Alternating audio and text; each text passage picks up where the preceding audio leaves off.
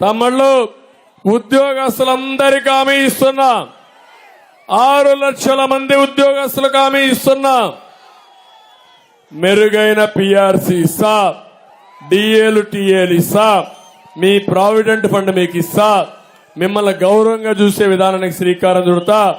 టీచర్లందరికీ గౌరవం ఇచ్చి మళ్ళా మీరంతా తల్లి తండ్రి గురువు అనే నినాదానికి శ్రీకారం చుట్టే బాధ్యత నాదని మీ అందరికీ హామీ ఇస్తున్నా. వ్యవస్థల్ని నాశనం చేశారు. తమ్ముళ్ళు ఒక విషయం అడుగుతున్నా, ఇక్కడ నందికొట్కూరులో నాకు తెలియకుండా మా తమ్ముళ్ళు అయితే గులకర్రాయి దెబ్బకు అందరూ కూడా బ్యాండేజ్ చేసుకొని వచ్చేశారు. ఏం తమ్ముళ్ళు ఇంకా మీకు మానలేదా అని అడుగుతున్నా. ఇంకా మా తమ్ముళ్ళకి ఆ గులకరాయి దెబ్బ మానలేదు. ఏం తమ్ముళ్ళు గులకరాయి ఎక్కడన్నా చూసారా? చూడలేదు, కానీ తమ్ముళ్ళకు దెబ్బ తగిలింది. అంటే మీరు గుర్తుపెట్టుకోవాలి, డ్రామాల రాయుడు, సానుభూతి రాయుడు. మీ ఎటువంటి వాడంటే ఈ ముఖ్యమంత్రి.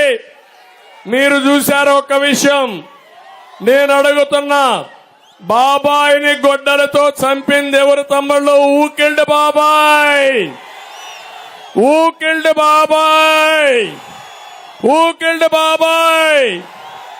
తెలుసంటే చేలిపైకి ఎత్తండి. తమ్ముళ్ళు మీకు అందరికీ తెలుసు, కేసు ఎవరి పైన పెట్టాడు? సునీత పైనే కేసు పెట్టేశాడు. అంటే వివేకానందరెడ్డి కూతురు మా నాన్నకు అన్యాయం జరిగింది, న్యాయం చేయమని అడిగితే ఆవిడ్నే నిందితురాలుగా చేసి ఆవిడ మీదనే కేసులు పెట్టి వేధించే సైకోని మీరు చూశారు కదా తమ్ముళ్ళు అని అడుగుతున్నా. చూశారు కదా? ఇంకా మీకు రోషం రాలేదా అని అడుగుతున్నా. ఈ డ్రామాల రాయుడిని పంపిస్తారా లేదని అడుగుతున్నా మిమ్మల్ని అందరినీ. పోయిన ఎలక్షన్ లో కోడి కత్తి డ్రామా.